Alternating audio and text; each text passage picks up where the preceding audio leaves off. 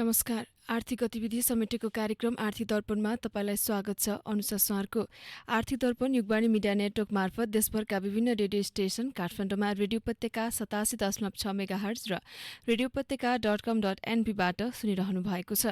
कार्यक्रम आर्थिक दर्पण हरेक हप्ता आइतबारदेखि शुक्रबार बिहान 7:30 बजेदेखि 8 बजेसम्म सुन्न सक्नुहुन्छ। कार्यक्रम सुरु गरौं आर्थिक गतिविधिबाट।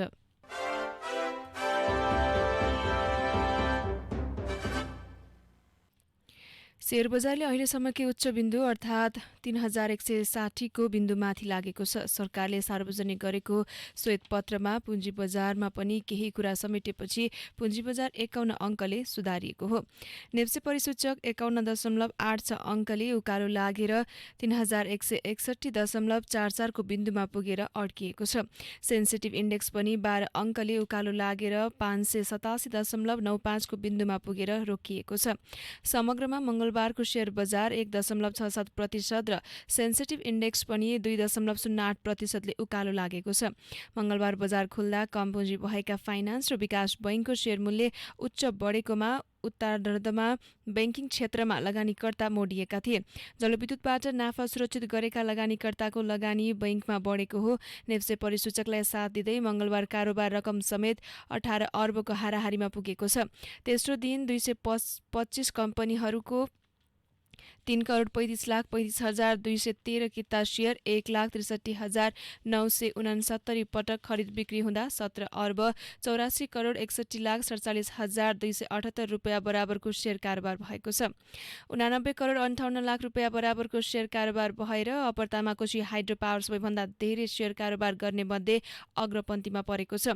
अरुण भ्याली हाइड्रो पावरको 53 करोड 7 लाख, अपी पावरको 51 करोड 92 लाख रुपियाँ, ज्योति विकास बैंकको 48 करोड 84 लाख र अरुण कावेली हाइड्रो पावरको 41 करोड 52 लाख रुपियाँ बराबरको शेयर कारोबार भएको छ।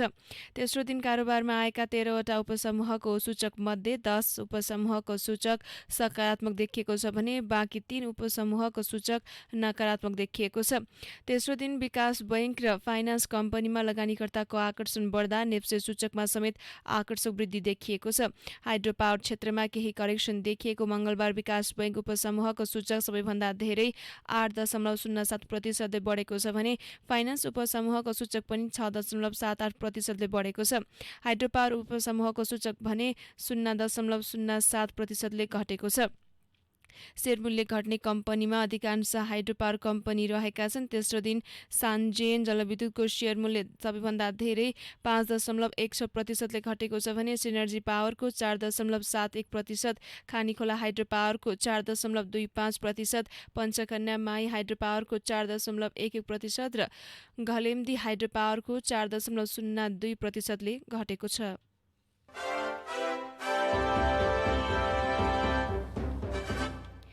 अर्थमन्त्री जनार्दन शर्माले प्रतिकूल आर्थिक अवस्थामा वर्तमान सरकारले कार्यभार सम्हाल्नु परेको बताउनु भएको छ। मंगलबार प्रतिनिधि सभाको बैठकमा देशको वर्तमान आर्थिक अवस्थाबारे जानकारी गराउनु हुँदै देशको सञ्चित कोष घाटामा रहेको स्पष्ट पार्नुभयो।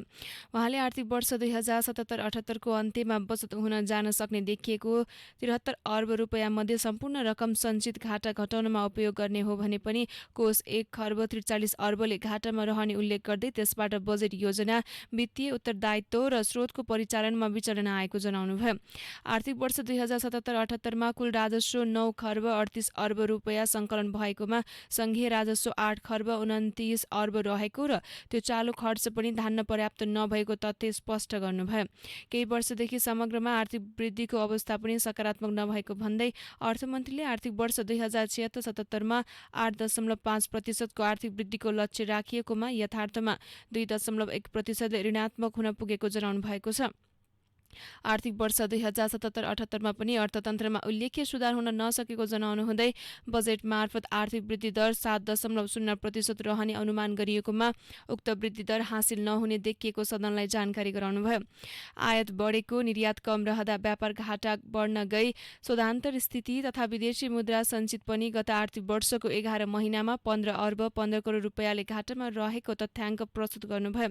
उहाँले विप्रेसन आप्रवाह रहने अनिश्चितताले गर्दा तथा विदेशी मुद्रा आर्जनको भरपर्दो विकल्प तयार गर्नुपर्ने आवश्यकता पनि औलाउनु भएको छ। यस अवस्थामा चुनौती धेरै रहेको जनाउनुहुँदै अर्थमन्त्रीले अघिल्लो सरकारले अध्यादेश मार्फत ल्याएको आर्थिक वर्ष 2078-79 को बजेटलाई प्रतिस्थापन गर्न विधेयक छिट्टै ल्याउने जानकारी दिनुभयो। अर्थमन्त्रीले कोभिड-19 महामारीबाट सृजित सङ्कटपूर्ण अवस्था र मुलुकको अर्थतन्त्रमा परेको प्रतिकूल परिस्थितिमा सरकारको पहिलो कर्तव्य नै सबै नेपालीलाई कोभिड-19 विरुद्धको खोप र अन्य स्वास्थ्य सुविधा उपलब्ध गराउनु रहेको स्पष्ट पार्नुभयो। उहाँका अनुसार 2078 साउन 25 गतेसम्म करिब 1 करोड डोज खोप नेपाल भित्रिएको र 45,25,435 जनाले पहिलो र 26,646 जनाले पूर्ण मात्रा खोप लगाइसकेको जनाउनुभयो। साथै उहाँले थप राहत र पुनर्स्थापना कार्यक्रम एवं नीतिगत सुधार मार्फत अर्थतन्त्रलाई नयाँ गति दिने बताउनु भएको छ।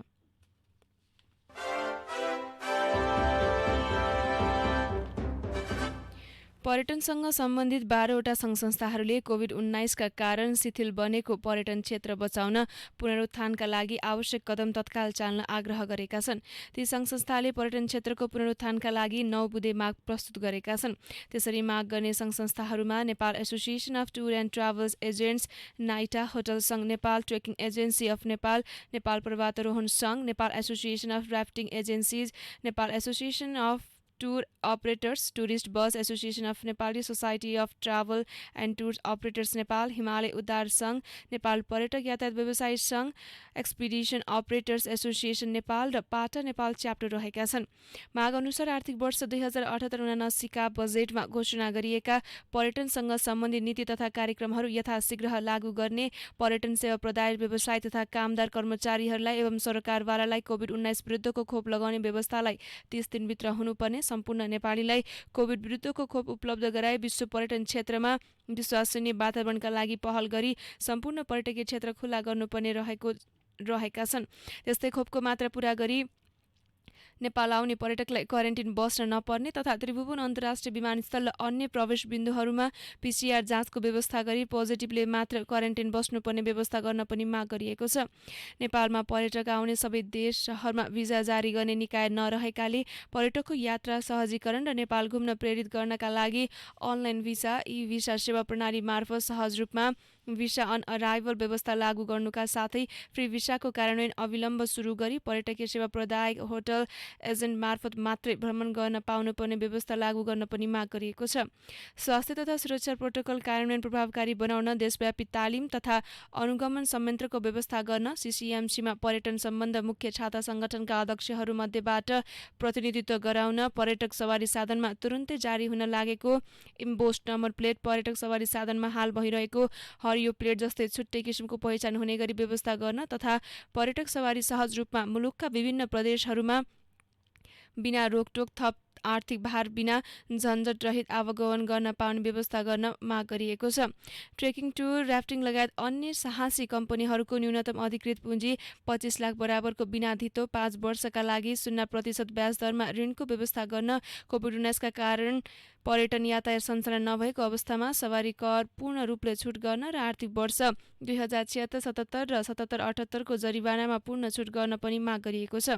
त्यस्तै पर्यटकीय यातायात व्यवसायहरूका लागि 3% मा कर्जा उपलब्ध गराउनुपर्ने, सवारी साधन जाँच पास तथा प्रदूषण परीक्षण शीर्षकमा लाग्ने कर तथा जरिवाना प्रदूषण 1 वर्षका लागि 100% मिनाहा गर्नुपर्ने र सवारी साधन सञ्चालन नरहेको अवधिलाई शून्य समय गणना गरी सवारी साधनको बिमा बापतको रकम कम्तीमा 1 वर्षका लागि मिनाहा गर्नुपर्ने माग पनि गरिएको छ।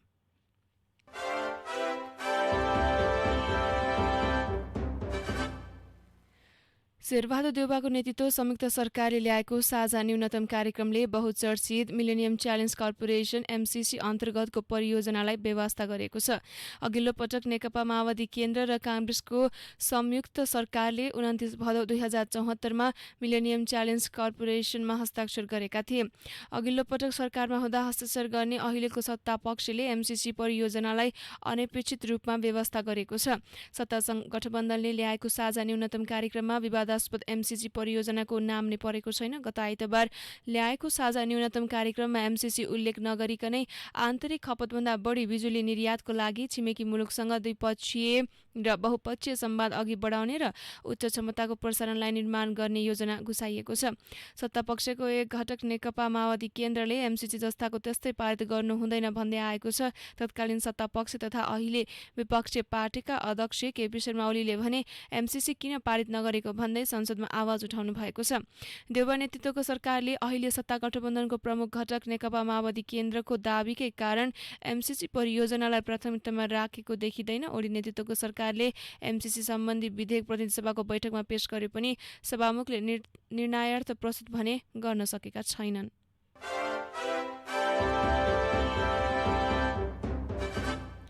कृषि विकास बैंक लिमिटेड र नेपाल स्टक एक्सचेन्ज लिमिटेड बीच धितोपत्र सूचीकरण सम्बन्धी सम्झौता भएको छ। आवश्यक प्रक्रिया पूरा गरी नियमअनुसार बाँडफाँड समेत भई सम्बन्धित निकायमा अभिलेख तथा दर्ता गरिएको बैंकको 1000 रुपैयाँ अङ्कित दरका 60 लाख किता 40% ब्याजदर कृषि ऋण पत्र सूचीकरण गरी दोस्रो बजारमा कारोबार गर्न बैंक र नेप्से बीच सम्झौता भएको हो। सम्झौतामा बैंकका प्रमुख कार्यकारी अधिकृत अनिल कुमार उपाध्याय र नेपाल स्टक एक्सचेन्जका चन्द्रसिंह साउदले हस्ताक्षर गर्नुभएको छ। सम्झौतापछि बैंकको कृषि ऋण पत्रको दोस्रो बजारमा कारोबार सुरु हुनेछ।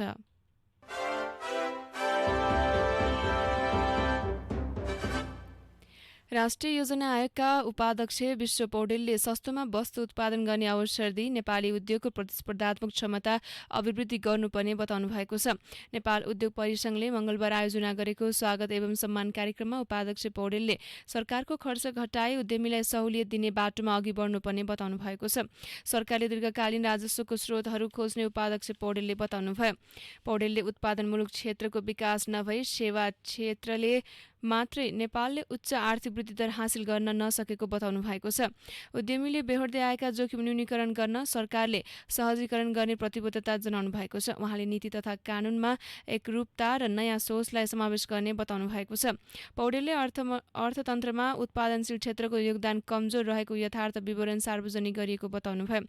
सरकारको चालु खर्च उच्च रहेको उल्लेख गर्दै पुँजीगत खर्च वृद्धि गर्नुपर्ने चुनौती रहेको धारणा उहाँले व्यक्त गर्नुभयो। त्यस्तै कार्यक्रममा परिसंघ अध्यक्ष विष्णु कुमार अग्रवालले 2 अङ्कको आर्थिक वृद्धि दर हासिल गर्न उत्पादनमुखी अर्थतन्त्रलाई पहिलो उद्देश्य बनाएर काम गर्नुपर्ने बताउनु भएको छ। अध्यक्ष अग्रवालले परिसंघले औद्योगिक विकास र उत्पादनमूलक अर्थतन्त्रको जग बसाल्न मेक इन नेपाल स्वदेशी अभियान सञ्चालन गरेको भन्दै उक्त अभियान सञ्चालन गर्ने सोच कार्यान्वयन गर्ने महत्त्वपूर्ण श्रेय उपाध्यक्ष पौडेललाई जाने धारणा राख्नुभयो। उहाँले उपाध्यक्ष पौडेलको राष्ट्रिय तथा अन्तर्राष्ट्रिय अनुभव नेपालको अर्थतन्त्रको तीव्र विकास गर्न निजी क्षेत्रलाई प्रोत्साहन गर्न र प्रतिस्पर्धात्मक बजार प्रवर्धनमा महत्त्वपूर्ण भूमिका रहने विश्वास व्यक्त गर्नुभयो। कार्यक्रममा परिसंघका निवर्तमान अध्यक्ष सतीश कुमार मोरेलले मेक इन नेपाल स्वदेशी अभियान कार्यान्वयन गर्न महत्त्वपूर्ण भूमिका खेलेकोमा उपाध्यक्ष पौडेललाई धन्यवाद पनि दिनुभएको छ। आर्थिक गतिविधि बाँकी नै छन्। आर्थिक दर्पणमा एकैछिन विश्राम। ओ माय गॉड विनिता, तिम्रो घरमा त अल्ट्राटेक ब्रान्डको सामान मात्रै पो देख्छु। हो नि, हाम्रो घरमा त अल्ट्राटेक ब्रान्डका घरैसी सामानले भरिएको छ। बलियो र टिकाउका साथै भरपर्दो सेवाको लागि ढुक्क छु। त्यही त, kitchen chimney, cooking range, oven, fridge, induction चुलो, इन्फ्रारेड चुलो, स्ट्यान्ड फ्यान, वल फ्यान र आरो फिल्टर पनि रहेछ। यो आरो फिल्टरमा त तातो पानी र चिसो पानी पनि आउँछ। अनि तरकारी फलफुल पखाल्न डिटक्सिफायर पनि छ। म पनि आजै अल्ट्रा सोरुम जान्छु र सबै सामान लिएर आउँछु। कहाँ जाँदा उचित होला? अल्ट्राका घरैसी सामान देशैभर उपलब्ध छ। नजिकैको डिलर तथा डिस्ट्रिब्युटरमा जाने नि। For more details, visit www.ultragroup.com.np. Phone number 01-411-7043, 411-7143. World Trade Center, 2nd floor, Tripureshwar. For dealer and distributor, 9851 000 505, Ultra Group.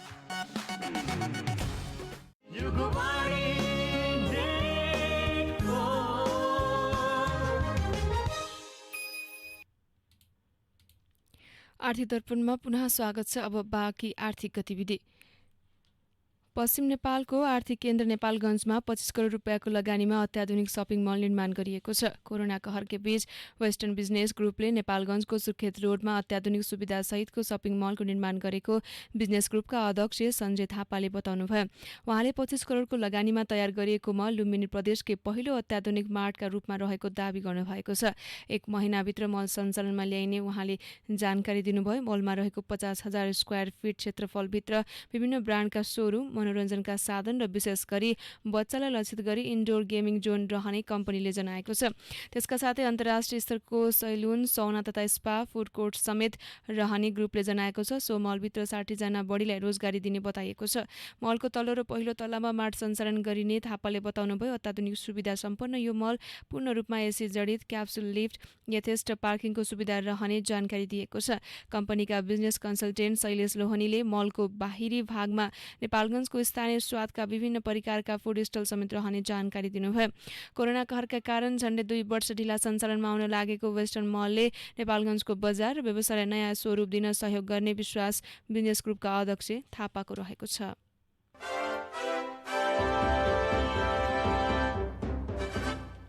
Sudurpashchim प्रदेशमा उद्योग दर्ता हुने क्रम बढेको छ। पछिल्लो समय उद्यमतिर आकर्षण बढेपछि उद्योग दर्ता हुने क्रम पनि बढेको छ।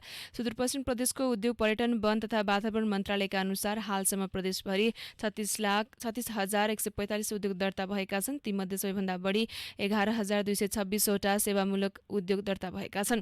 त्यसैगरी कृषि र वनमा आधारित उद्योग 8,672, ऊर्जामूलक उद्योग 6,385, उत्पादनमूलक उद्योग 5,613 वटा दर्ता भएको मन्त्रालयले जानकारी दिएको छ। त्यस्तै पर्यटन उद्योग 4,018, निर्माण सम्बन्धी उद्योग 231 वटा दर्ता भएका छन्। कोरोना महामारीका कारण धेरै मान्छे स्वदेश फर्केर उद्यमतिर लागेका छन्। कोरोनाकै कारण उत्पन्न बेरोजगारी समस्याका कारण धेरै मान्छे उद्यमतिर आकर्षित भइरहेको मन्त्रालयका योजना शाखा अधिकृत भरत श्रेष्ठले जानकारी दिनुभयो। त्यसैगरी प्रदेशभरि लघु उद्यमीहरूको संख्या 22,579 पुगेको मन्त्रालयले जनाएको छ। तीमध्ये 17,068 जना सक्रिय छन् भने 5,511 जना निष्क्रिय रहेको श्रेष्ठले जानकारी दिनुभयो।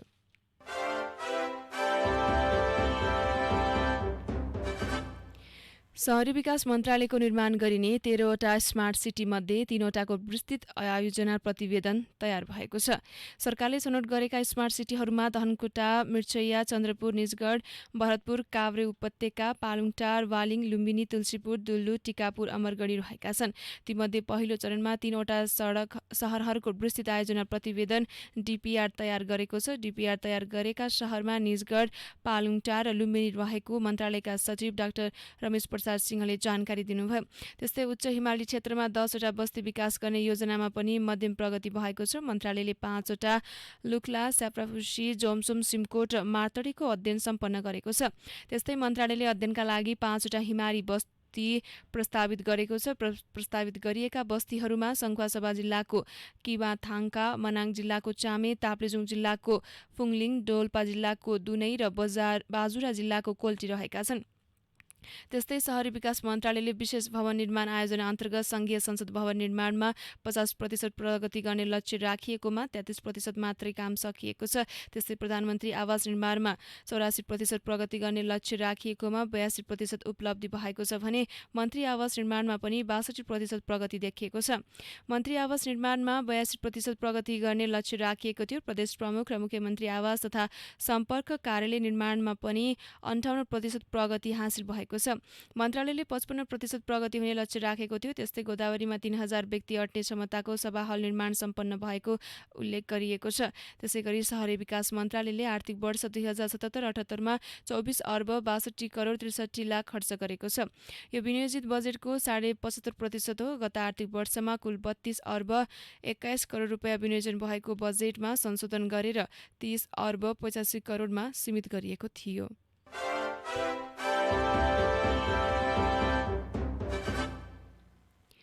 चीनसँग अन्तर्राष्ट्रिय व्यापारिक नाका रसुवागढीबाट सामानको आयात बढ्न सकेको छैन। चिनिया पक्षले 2 शिफ्टमा सामान आयात गर्ने सहमति गरे पनि कार्यान्वयन नगर्दा रसुवागढी नाकाबाट सामान आयात बढ्न नसकेको हो।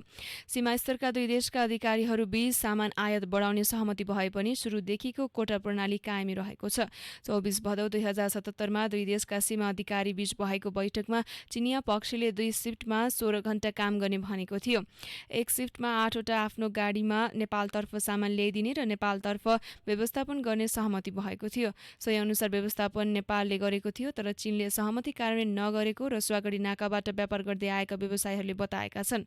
रसुवा भन्सार कार्यालय टिमुरेका भन्सार प्रमुख रामप्रसाद रेग्मीका अनुसार चिनिया पक्षले कोरोनाको कारण देखाउँदै सामान आयात बढाएका छैनन्। सामान आयातको बढाउने विषयमा चिनिया भन्सारसँग बुझ्दा कोरोना अवधिभर नेपाल सामान आयातका लागि बोर्डर म्यानेजमेन्ट कमिटीलाई जिम्मा दिएको बताएको रेग्मीले बताउनुभयो।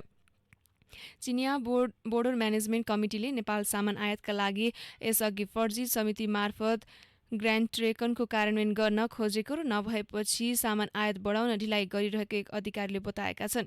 चीनसँगको अन्तर्राष्ट्रिय व्यापारिक नाका रसुवागढी नियमित सञ्चालनमा नआएको 1.5 वर्ष भएको छ। 2076 माघ 15 देखि 2077 जेठ 21 गतेसम्म नाका बन्द भएको थियो। 2077 जेठ 22 गतेदेखि चीनले एकतर्फी नाका सञ्चालन गरेको छ। एकतर्फी नाका सञ्चालनको सुरुका दिनमा दैनिक आफ्नै 3 गाडीमा सामान ल्याएको चीनले अहिले दैनिक 5 देखि 7 कन्टेनर चिनिया गाडीमा नेपाली भूमिमा सामान ल्याइरहेको छ। चिनिया एउटा गाडीमा आएको सामग्री नेपाली 2वटा कन्टेनरमा नेपाली कामदारले लोड गर्ने गरेका छन्। चिनिया गाडीमा आएको सामग्री नेपाली गाडीमा लोड अनलोड गर्नका लागि स्वास्थ्य मापदण्ड अपनाउँदै नेपाली कामदार नाकामा खटिएका छन्।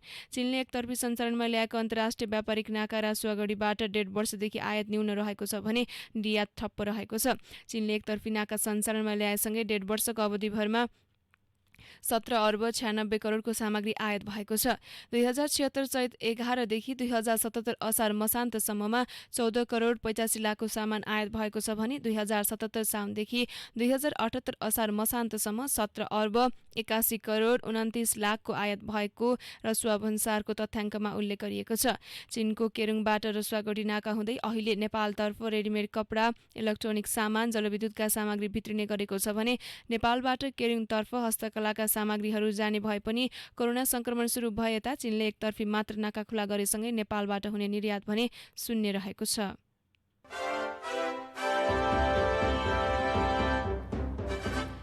गण्डकी प्रदेशको राजधानी पोखरामा अत्याधुनिक पशु अस्पतालको निर्माण सुरु भएको छ। घाइते तथा बिरामी पशुपन्छीको उपचार गर्न कास्की र तनहुँमा नमुना पशु अस्पताल निर्माण गर्न बजेट छुट्याइएको थियो।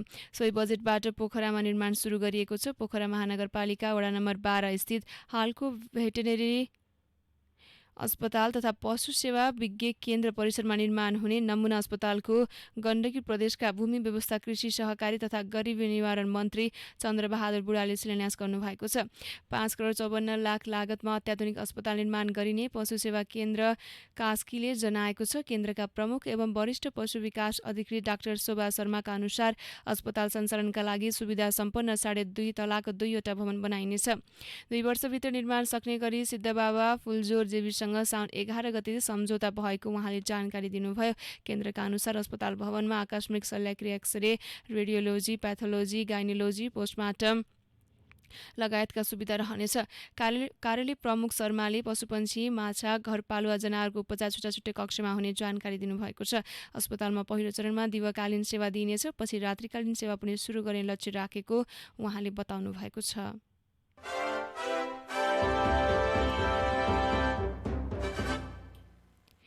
बर्खामा वर्षे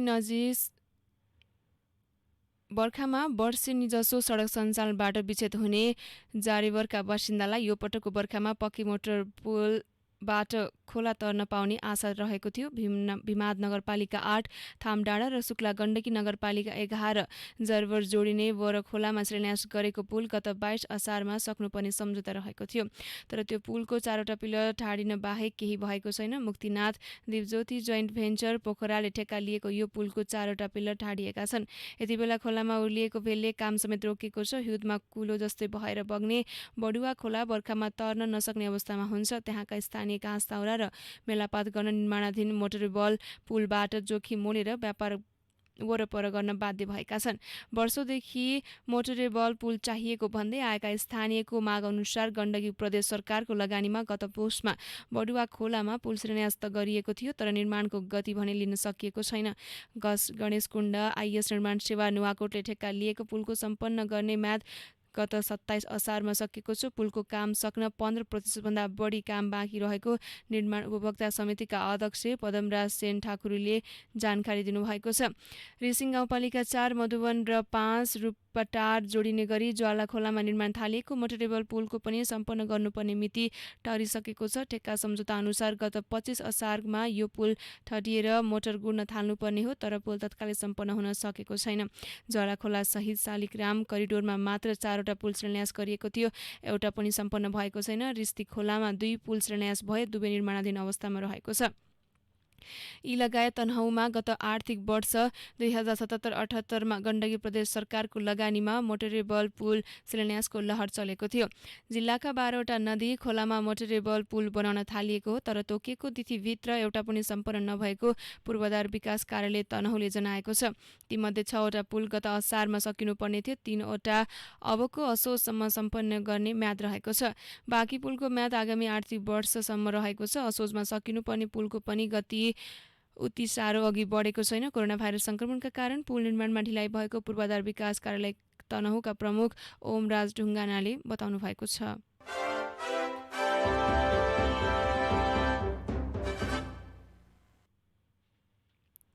राष्ट्रिय योजना आयोगका उपाध्यक्ष विश्व पौडेलले सस्तोमा वस्तु उत्पादन गर्ने अवसर दिई नेपाली उद्योगको प्रतिस्पर्धात्मक क्षमता अभिवृद्धि गर्नुपर्ने बताउनु भएको छ। नेपाल उद्योग परिसंघले आयोजना गरेको स्वागत एवं सम्मान कार्यक्रममा उपाध्यक्ष पौडेलले सरकारको खर्च घटाई उद्यमीलाई सहुलियत दिने बाटोमा अघि बढ्नुपर्ने बताउनु भएको छ। पौडेलले अर्थतन्त्रमा उत्पादनशील क्षेत्रको योगदान कमजोर रहेको यथार्थ विवरण सार्वजनिक गर्नुभएको छ। सरकारको चालु खर्च उच्च रहेको उल्लेख गर्दै उहाँले पुँजीगत खर्च वृद्धि गर्नुपर्नेमा जोड रहेको जानकारी दिनुभएको छ।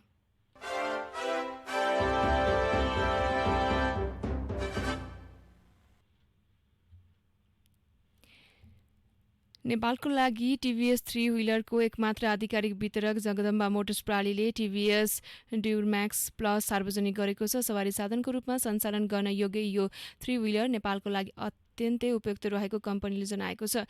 यसको इन्जिन 4 स्ट्रोक र लिक्विड कुल्ड प्रविधिको रहेको छ। सर्वाधिक शक्तिशाली 225 सीसीको दमदार इन्जिन जडित यो 3 व्हिलर इलेक्ट्रोनिक तथा हात दुवै प्रकारले स्टार्ट गर्न सकिनेछ। 4750 आरपीएम 7.5 किलोवाट शक्ति प्रदान गर्ने र 2275 आरपीएममा 18 एनएम टर्क दिने क्षमता भएको हुँदा चलाउनले सजिलो र सवार यात्रुले समेत आराम अनुभव गर्न सक्ने कम्पनीको दाबी रहेको छ। जगदम्बा मोटर्स प्रणालीका डाइरेक्टर दीपक कुमार अग्रवालका अनुसार टिभीएस ड्युरम्याक्स प्लस 3 व्हिलरको प्रति लिटर 30 देखि 32 किलोमिटर माइलेज रहेको छ।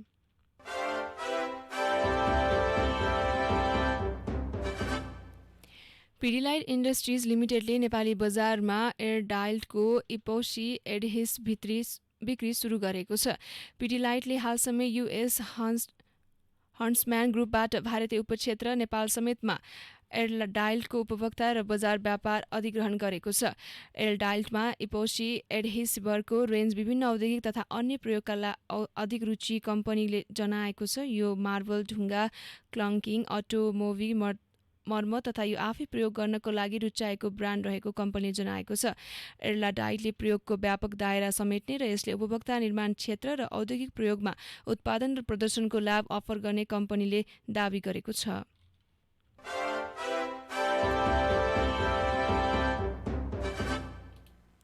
यिनै सामग्रीसँगै हामी कार्यक्रमको अन्तिममा आइपुगेका छौँ। आर्थिक दर्पणमा आज हामीले विभिन्न आर्थिक गतिविधि सुनायौँ। आर्थिक दर्पणमा भोलि फेरि बिहान 7:30 बजे तपाईँ हाम्रो भेट हुने नै छ। अहिलेका लागि अनुसा सुनार बिदा हुन्छु। नमस्कार।